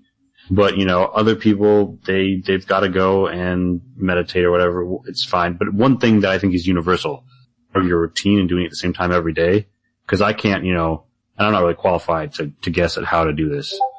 But just trust me when I say you want this to be part of your routine. And I understand you might have a busy routine. You can't do it literally every day. But if so, try as hard as you can to make it like a weekly thing. And, I know that a lot of people say 200 words a day for writing fiction. I wouldn't fix it in word count. Yes, if you're writing fiction, it does need to be at least 200 words a day. But I think you're going to blow by that without noticing. Or even if you're not quite reaching it, don't push it beyond the hour so that you've devoted. And if you're making rules, a single line in a rule book mean way more than paragraphs, as we talked about with 5e and how those rule books are written, right? Right, yeah. So much of that could be in 1/2 page. Instead, they spend many paragraphs, and part of that's because they saw there was a style of person who, they would see one sentence and they'd be like, what does that quite mean? But if you showed them 10 sentences saying more of the same thing remixed, they'd be like, oh, okay. Replete with examples and shit. And examples are good. I don't think there are enough examples in the outer rule book. If I add anything, it might be that. I find that. Go ahead. I know that I was lucky enough to have a guy who actually does pro Q&A for free, and his biggest feedback, even those months ago, was, I think it's all good, it's all there, but you really need an intro, or in the intro of each chapter, try and get examples of everything that happens in this chapter. Give an example of it. Right. And I think that's probably, correct me if I'm wrong, but that probably, the lack of those examples probably comes from the fact that you have so much experience as a GM that all you need to do is see a mechanic or a concept, and your brain is already thinking of ways you can, turn that into. Yeah. But definitely going back in time and remembering how hard it was to initially learn systems. I understand why examples are very necessary, but I also understand why that thought just slips my mind now, right? Because I'm creating all sorts of weird shit. I actually had a system that I got halfway through making where the entire concept was that you'd always play as your ancestor. Huh. And there was like a complex like DNA system. There was crossbreeding with like the 7 different species and shit that was in the game. And like there was names for all the half-breeds and whether or not they could reproduce and like the stat effects. And like there was like DNA. There was like the A block, the B block, the F block, the whatever block. Wow. And I think that was a really hard thing. And I tried to get to like writing examples for that. And I was like, what the fuck? But to me, right, like it had been no slowdown in creating all that. It was just, the only slowdown was like, what do I call an elf and a crab person? Right? Like. Yeah. I find it very interesting that the contrast between you and some of the people I've talked to here before who say the exact opposite about the workflow and how you can't force it. You can't have a time slot that you devote to it, and that if you try to force it, it just comes out being watered down. You have to wait for inspiration, and then all that kind of stuff. So, I mean, obviously, what you're putting out, you're a very productive person, and so in that sense, you could objectively compare and say, well, this guy's doing a hell of a lot more than the other people are. And I haven't been a very productive person all my life. I'm actually fairly lazy. This is a really weird, unique situation that I'm in right now, where I'm like putting all this shit out, and I'm like, wow, how am I doing this? You're riding some sort of high. Sort of high, and I can understand where they're coming from, and I've definitely forced things before that not so great. And like putting out a story each week, like of course the quality is going to suffer versus if I only wrote when I was inspired. But wouldn't that just tie into a general strategy that you have of self-motivation and your ambition, whereas somebody else might have a strategy that, maybe it'll get to that, yet they'll have a phase of development as they're closer to being finished or something. But, I know for my own system, I'm not going to pretend I'm a good example. I'm actually a terrible example. People should learn from my mistakes. But, I started off not taking my own project seriously at all and, working on it for years on and off just as a theoretical project. And then slowly over time, I decided I wanted to actually finish it. But there's so many periods of dumping in a lot of work without a clear goal in mind or a strategy of how it was going to end up. I know that because yeah, it was going to be out like that month for so many months. And trust me, I'm so used to that. In the end of development, my God, it's a slog.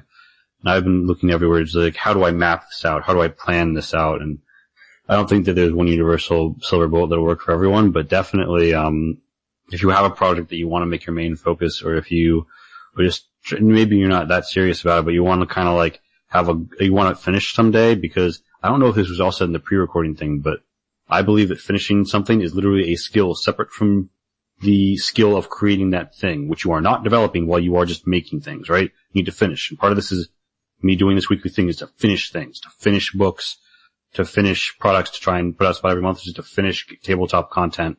Yeah. We were talking to, I was talking to, Tom Jensen, who's recently joined GDG, and he's actually put up tons of stuff on Wargame Vault, and he was talking about his cycle of design, and it was a very practical, no-nonsense sort of get interested in something, do research, make the mechanics and get play testers. And he's put out so many smaller projects, like relative to one giant sort of dream RPG that's you're gonna support for a long time. It's it is a project that's done and then it's out, and afterwards it goes to the next one, and it's a very different strategy. I can say for myself, I can feel that there is a very clear stages of a sort of vague probing, what do I even work on? What do I even want to work on? What would it be nice to be able to create? And it was zero productivity. It was all theory and fantasizing about what could be possible. And then it sort of went into a stage of testing things and throwing out ideas, but not committing to anything and not wanting to give it a name, not wanting to give it an identity, because I was just exploring ideas. And over time, the phases, there's a different mentality has to go with each phase. And eventually, once I found basically GDG and felt like this would be an actual community I want to put something out to, that gave me a new focus on, okay, no, I actually want to finish this, and I know who I'm going to aim it at. I know what level of writing I'm going to need, because these aren't people who are totally new to RPGs and stuff. Most of them know what they're doing. So it gave me a really sharp focus, and that's when I've been able to trim a lot of stuff and really focus on finishing things closer. So I've making a lot more practical progress since then. I mean, I'm going through that exact same process right now with what might someday be my next game if I go with it, in terms of just like ideas for mechanics and stuff. And I'm going to go through that. And with that other game I tried to make, I just sort of rushed into it, and nobody cared. It was the D10 starfighting game, and the other one was, I'd never finished, in part because I didn't have a group behind me encouraging me and pushing me forward. Yeah. Although it's a correlate to that. Don't half finish something and then just, like, particularly with writing, and then show it to people and ask for feedback. Because I don't know about you, but like frequently it becomes dead to me from there. Actually, I've tried to emphasize that point. I know I get made fun of all the time in GDG for never having put out anything, but, it's like if I put out something and there's 5, major parts of the system that aren't explained at all properly, but what kind of feedback am I really getting if I put that out? It's not gonna, I'm just gonna get confusion and backlash on things that aren't even relevant, Yeah, I think that's part of like the environment, and you'll find people like that in GDG and other places. It's nothing personal that they're wrong, but there's I think there's 3 kinds of feedback, right? There's somebody who will actually kind of give your system a read. They're fairly rare. There's somebody who will look through it and they'll find 1 or 2 things and they'll give feedback on it. And I've been that sort of person before. I'm not like tooting my own horn here. That's basically what I did with your system when I was reading it. Yeah, but like a lot of people, they're gonna give a glance and like here and there, they're gonna impart some wisdom, take that with a grain of salt. Don't try and push back against it, just accept it as it is. Sometimes I get wrapped up in trying to explain myself and it comes off as defensive or really is defensive, and there's nothing to be gained there. Just accept, that little message in the bottle and keep it in mind. And, think through it yourself and move on. And then there's also someone who they just have their own idea about how it's going to go on. They're going to rant, and that's cool and all. I encourage you to engage with them, but don't let them decide how your game is how it should be played, or decide that you received well because you find one person out there. Also, I hear a lot of advice recently, which was, I'm in another one called Game Design, and it's Discord, and there's a guy who's actually owns a tabletop publishing company. It's a small indie thing, but he shot down that advice you hear of well, are you making this game for just you and your friends, or are you making it for a wider audience? Who are you supposed to play it? And fuck them, because there exist groups of people like you and your friends. You're not that unique. And there are people who like to play, oh shit, that's my phone, sorry. People who, are like you and your friends, right? So just make sure that it's learnable by other groups of people. Yeah. But you don't have to entirely change the game just because it's a thing you and your friends like. You and your friends aren't the only set of people like you who exist in the world, right? Yeah. Although, consider the motivations. My friends are probably playing this game because they're my friends. Yeah. You're lucky to have those friends, and that's one of the things that I'm learning as I'm talking to more people, is that people who have a group that's always interested in what they're doing or willing to indulge, crazy ideas, especially if you're just the creative guy in the group, they're not all creative people. It's a very huge advantage to be able to have that constant access to feedback and stuff. And I would say for people who are more shy or just don't have access to that kind of stuff, hopefully you can find people on a place like GDG, that are actually willing to play test things, but you do have to push for it and pitch yourself and kind of get out of the introspective bubble. If you want other people to be excited about it, you have to be excited about it, right? Definitely. And it helps to find a way to summarize and easily pitch your system, which over many months and having actually used my game, I still can't really do. So do as I say, not as I do, I guess. But also, I find that if you're willing to run it, people almost always win to play it, even if you really have to hold their hands through things like character creation. Yeah. That you're always going to get flakes, 50% or greater attrition rate. So, stack a slightly larger group than you're comfortable with running. Trust me, everyone ain't going to show up. And, run it for them. And because I'm always trying to find, if you want to run my game, hit me up, fam. I will find some way to make it worth your while, because I need someone who isn't me to run my game. And I think they need to do it completely separate of me, with me not knowing about it, not being there, I mean. Right. And just them coming back and be like, this is how me and my players experienced this. We had no idea how the fuck to do X or Y, and we didn't understand Z. We did want and end this way. And it's like, oh, I see. And you're like, what the hell? This is alien. Yeah, but kind of what you're offering in return if somebody does buy your game and try it out, because you didn't just release it and then walk away, there is sort of at least an implicit promise that, you'll be there to give them some help if they want some, or you're going to continue to support it, so. Again, I don't love Twitter or anything, but if you hit up the official Twitter or just slide into my DMs on Discord, by all means, visit me with whatever trouble you're having with the system, and I'll do my best to help you through. I'll give you my advice. Or if you want to do something like create, weapons or vehicles for a region I haven't covered yet, I'll try and help you with that too, although don't expect that to reflect too heavily in the official version that eventually comes out, right? But I'm really interested in people trying to play my system, and obviously if this is if I'm really lucky and this is, 10 years in the future and I'm riding around, popping bubbly, maybe I can't reach out to everyone who's interested, but believe you me, right now and probably for the next many years, that is the case. Just slide into my DMs. I will be available. I will help you. And if you want to give him some sort of really specific suggestions and demand that he puts it in there, I'm sure he'll be happy to just take any suggestions as well. Dude, I had to stop going to one Discord because, they just got super fucking catty. Because I asked for advice on what to put in the back of, because you know how many books have a services section, right? Right. On, hiring laborers or renting vehicles and stuff. And I was like, what's the kind of stuff to put in there? I'm looking up in D&D and stuff, and looking up in these different games, and I'm asking, and 3 different people came and they gave me all this advice. Is this there? Is that? How about this? And I'm like, hey, that's good. I hadn't thought of that. Very productive. Book exists because of their help. I'm very grateful. Wish I could remember their names and give a shout out. This was the LRR Discord, Learning Ready to Run, sketch comedy group from Canada. And then entirely separate people came in and they're like, wow, what a stupid name your game has. And to be fair, a lot of people have said that, and I'm cool with it. And I was like, all right, that's cool.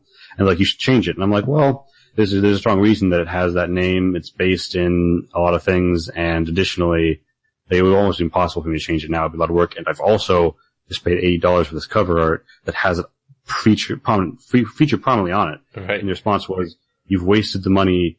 Go change it anyway. And I was like, okay. And they were when they became clear that I was not going to change the name of my game, they vilified me. They're like, oh, maybe you should go somewhere else. And I'm just like, motherfucker, let me tell you Well, I feel bad now because I know that I made fun of the name myself when I first heard it. But... Oh, no, that's complete. And you know what? I'm not gonna, I've rarely heard somebody pronounce it the first time. And that's part of why I push calling it Ada. Because I acknowledge I didn't pick a good name for my game. 100%. And if that's your criticism, hey. However, and that's cool. What you said, that was totally fine. I've heard that plenty of times. Be the kind of person who, gets incensed when somebody who's made something that isn't yours, they just say, I'm not changing it. Right. Especially if they didn't ask for advice on whether they should. Now, so they've asked if they should change it, and you put forward your argument, and kind of maybe they won't wind up changing it, but I'm not saying that there's never a valid, thing where you've given feedback and they're not taking it seriously enough. I'm not saying that never happens. But, especially if someone's come in and they've asked for feedback about a specific part and you find a completely different part, which they kind of try and make clear isn't really up for debate, even if you have some good points. Mm-hmm. That guy, it was just fine. And some people are just stubborn. I've been stubborn about things, and there were things that I would unreasonably not change and eventually changed on. So, it's all a process, and I encourage anybody to take all criticism and to not try and defend themselves. I know that sounds weird, but don't try too hard to justify yourself or your decisions to somebody who's giving you feedback. just try and draw out of them more and more of what their feedback is, like in a very non-judgmental way, and try and collect all of that and compare it to feedback gained from other people. Because maybe in there, which even if you don't agree with even if you don't agree with, especially if they're trying to give you a specific solution, now you may not agree with their solution, but if you draw it out, you may find that there truly is a problem there that you have to do something about. Yeah, there'll be a little nugget or something that you can actually learn from. Or you may discover a special kind of player who maybe isn't that into your game or who dislikes a certain part of your game, or maybe they're not representative of the wider opinion at all. But again, people aren't that unique. Like, somebody probably agrees with that guy. Yeah, one of the things we've sort of touched on, it seems like in every conversation I have with somebody who's designing a game, is that you have to have a vision, and that vision has to transcend anybody's detailed feedback. But there are many ways to reach the same goal, and your method might not always, your first method might always not be the best one. If you get feedback, you basically have to match it up with that vision and say, does this help me reach my goal more effectively or not? And so it's not about that person's authority on the subject or the fact that 5 people basically voted it down, so now it's going to be unpopular. It's like, at least for myself, you have to have a vision that stands as sort of this sacred ideal, and then that can stay the same, but all the details can change to better support that. And the worst situation is when people argue you down on one thing and then other people are arguing for it to be the old way or another way, and you're just like, even if you both have great points, I don't actually see why I'm going with one person's over the other, so I'm not going to continue to change it. Yeah. This is what I've been in before. And I think that that's just kind of the nature of the beast with feedback, but also it reminds you that things should be the way that they are for a reason, and at some point you might just need to like break out a pen and paper and like go over a pro-con list of initiative that works this way, or why did I, like, one hill I decided to die on was that I was going to make the tactics skill relevant. I don't know if you've ever played a tabletop role-playing game and they had in their skill list something like leadership or tactics, or in the case of Stars That Number, both. There's like a vague description of what it did, but never actually gave you any concrete advantage. I haven't played that, no. Effect. You've never experienced, have you ever experienced a game that had the tactics skill? No. Okay, well anyway, maybe it's a weird, and you'll have, maybe you won't, but I have a weird pet peeve about useless tactic skills. Well, yeah, so like, it's fucking for everything. Like, you roll tactics pure skill test plus 10 when initiative first happens so that you can fucking bump people's place in initiative order. It factors into yours. You get a D10 plus agility bonus, which is going to be like a 2 to 4 for a starting character, right? And then you get how many skill points you have in tactics. Well, if you have 2, then suddenly you could have just doubled or, at least significantly increased your initial standing in the tactics before you start bumping people up and down to get a more advantageous position for you and your team. And you can do other things with it through traits. You can eventually get to, like, the Star Wars board game had this called, it's like, Descent, that, like, board game that's D&D but not, like a DM you're fighting against. Vaguely. Wars version of that. Fantasy Flight did it. It's pretty good. Imperial Assault's what it's called. I'm up for it. I like that mode as well, perhaps more than I like the default. Anyway, I digress here. I digress fucking heavily.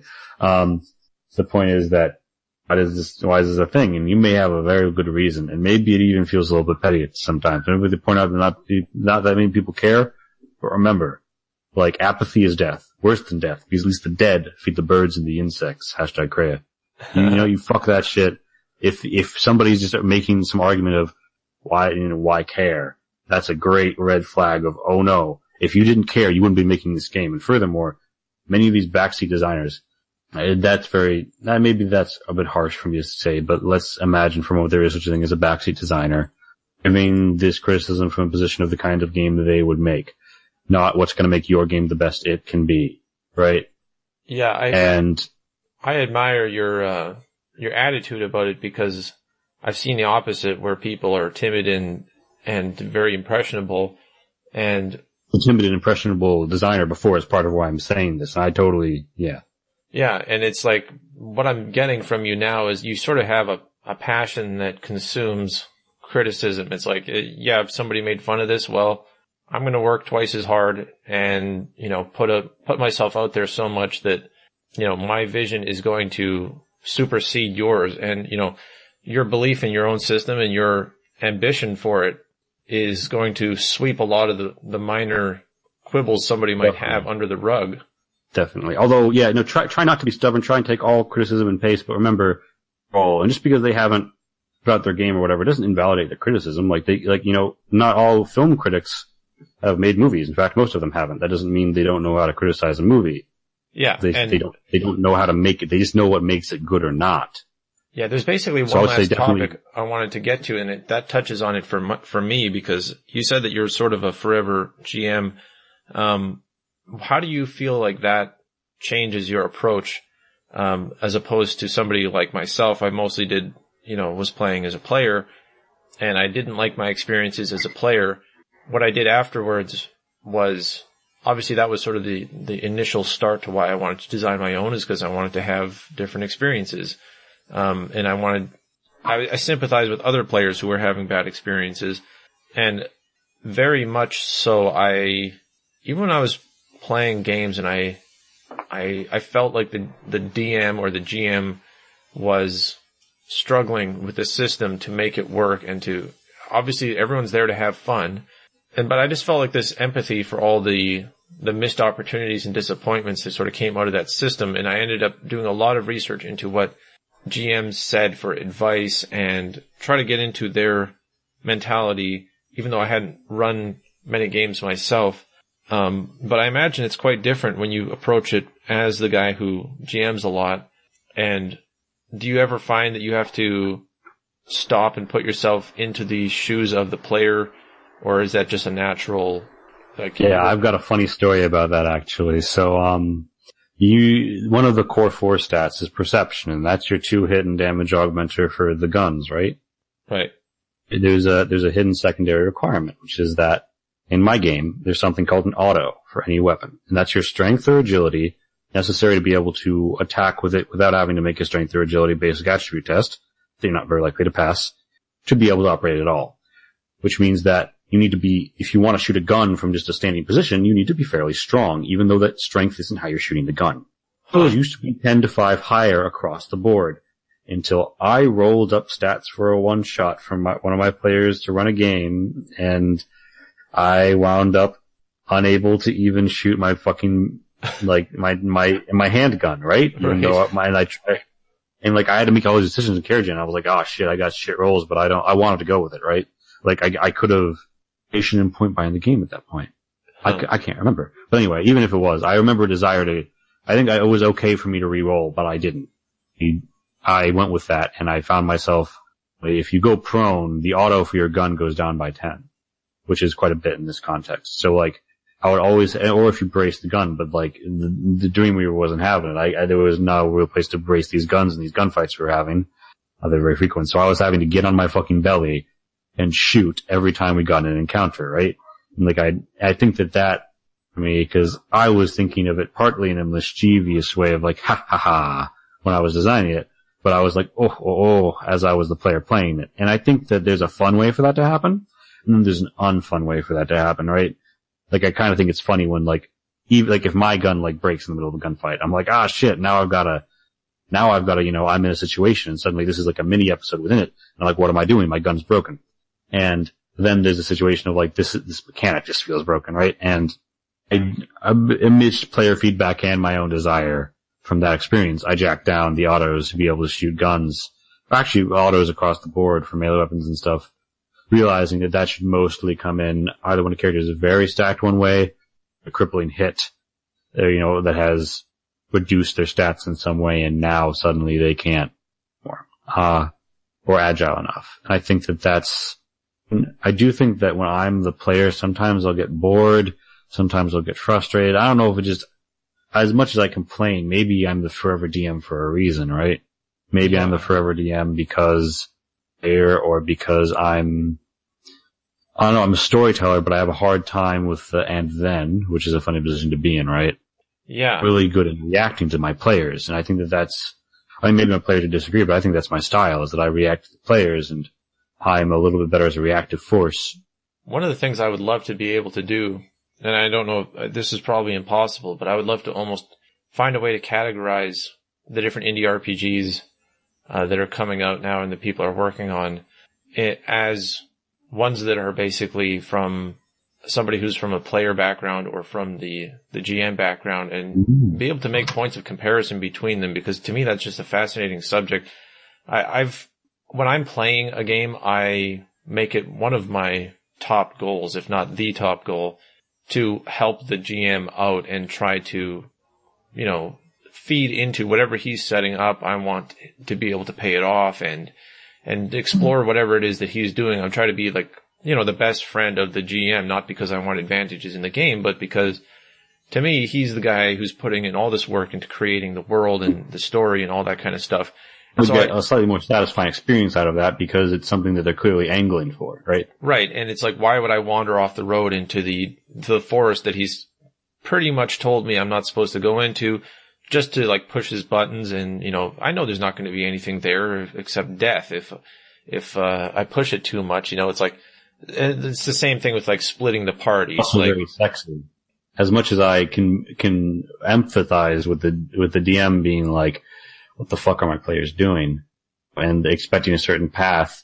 I also, part of why I love these games is the absolute freedom to go off the path. So, I don't know, maybe that's a difference in philosophy, but I encourage it. And I think you could run, my game either way. Well, yeah, but I imagine or that. For myself, as a matter of principle, it's like, I guess I try to feel out the comfort zone of the guy who's running the game, and some people just really are not comfortable deviating from sort of the script, even though I despise the idea of the scripted adventure. If I am going to play, and if that's what the GM is comfortable with, I'll try to play into that. But then from the guy who's, when I run the game, I like the sandbox idea, and I like the encouraging people to go off the path, and I try to be prepared in different ways. And that's sort of where my system was born out of, is like, man, these systems really don't give me good tools for populating a random area or whatever. It's just like throw a monster at them is basically the only answer to anything. Systems are pretty good about that. Which systems? They're put out by Sign to Mind Publishing, perhaps best known for Stars Without Number, which is definitely a TG darling. It's an OSR. I'm not an OSR guy, but I love that game. And it's got rules for populating, star systems and things that you can encounter in weird situations that you can wind up in, and, in races and civilizations, and rules for conflicts between factions and stuff like that, here's a random encounter table, right? Yeah. And even just instructions on how to think about that problem from a GM point of view, I found was lacking in whatever I had been reading. But he tries to do that a lot with the DMG, but at the same time, I can see why that's some of the places that fall down. Yeah, because it didn't give me enough tools and mechanical, hooks to be able to support it. Even though in theory, it's the wide world of adventure and there's anything is possible. In the end, it seems to basically be, you need these and these many encounters per day, and it's almost pretty much going to end up as combat and, the leveling curve and all that kind of stuff. I had many objections to all those sorts of things, but from a design point of view, I imagine as somebody who's been the GM a lot, not to disparage GMs in general, but you're almost used to, I don't want to say dismissing, but managing the players to an extent where, as a designer, I wonder, if there isn't there's a sort of a hostile relationship between the GM and the players a lot of times. And it's a sort of a competition or a tug of war over agency and story control and stuff, especially with, people who are insecure and not that creative. And I wonder how much that affects the creation of the system itself, where you might throw in, you might not be as concerned about the players, the sanctity of their agency, kind of, so to speak, that kind of stuff. But honestly, the reverse experience, because to me the default would be the GM is thinking more about the GM side and the player is thinking more about the player side. But as someone who really is the player, I mean, you've seen the origins and backgrounds list, right? Right. How many pages is that shit? Just to go remind myself, 70 something? Like, there's so many player options in this game, and I put so much of an emphasis on making the player feel powerful with Psych Out, which is that at cost mechanic where you take 1d4 psyche, but you get to reroll in your primary educational area, which is one of 3 skills, right? Yeah. See, like, I get the sense from looking at your material that you're not that insecure person who's not very creative. You're not going to just run other people's modules. Obviously, you're a very creative person, never run someone else's module, which is what I'm in a weird situation where I feel like I should put out modules for others because I understand there are DMs like that, and I'm not hating, but yeah, I've never run one of those. It's always, and frequently the setting is entirely my own as well. Exactly. So that's why I would expect when you're writing your own system, you're one of the fine examples of somebody who has an overabundance of ideas, and you're not worried about people going off the road, and that's why I'm excited to see how your game integrates and suggests so many things and opens things up, because not only do I like the setting that you've created, but I feel like you're probably the type of GM and creative personality in general that wants to embrace the real exploration and anything goes mentality in a world that you're creating. Yeah, and I think that's the question that I've had, and I've tried to make these recombinant loot tables and give some advice in the Dream Reaver section about how, in terms of like the danger of an area and what you can go and scout, and just try and make something a bit, fluid, and that can be taken from region to region because it's based on the rarity and the category of thing. Like there are common guns all over the world, but the common guns you find in the EFS versus the Republic, which is largely Germany and appertaining states, probably pretty different. And the loot table works in either location, or if you want to come up with your own even. Yeah, I love to hear that.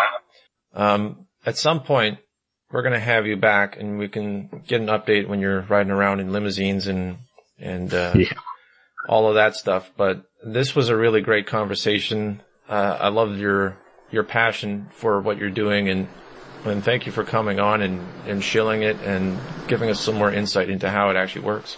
Glad to be here. I hope I gave the listeners something titillating, and I will be glad to come back again and again, and giving you updates, how things go, particularly maybe after Europa Burning next month. I want to see how that works out. I'm kind of scared, kind of excited. It sounds awesome. We'll honestly. see how the first splat goes. I love the idea of the splat book, especially from like an indie RPG that they're not just trying to be greedy and just sort of capitalize on this existing player base. Pay what you want. So like, I mean, everyone will be able to get it for like 0 cents. That's awesome. So that's my model, is only the base game is going to cost you. $8.50 for the base game, all of those monthly splats, vote on which splat is next. You got to pay me on Patreon, but you just want to enjoy what comes out next. That's fine. I think that's awesome. And I really hope that you find exponential success with this as you put more into it, because there aren't a lot of people who are giving it that much effort and have a strategy in mind of how they're going to continue to support it. So best of luck to you. Thank you. And thank you for, being there, Pullman. I think you're a great member of the GDG community, and I probably wouldn't give a shit about GDG if it weren't for you, honestly. I mean, a lot of people float around the TG Discords, and it's like you and Prospero would take anything remotely seriously. Well, I greatly appreciate that. Great. We're going to have you back on some point and just see how things have gone. Maybe you'll have that other RPG that you talked about theoretically designing. You can have that in the nascent birth pang phases of that being created. I'm always interested in the initial steps as well. Yeah. So that'll be interesting. All right. But I'll see you. Yeah, I'll see you around on GDG, and if anybody wants to come in, join the Discord there and bother you with something, then I'm sure you'll be happy to have listeners or anyone get in touch. All right. Well, I'll see you. All right. See you around.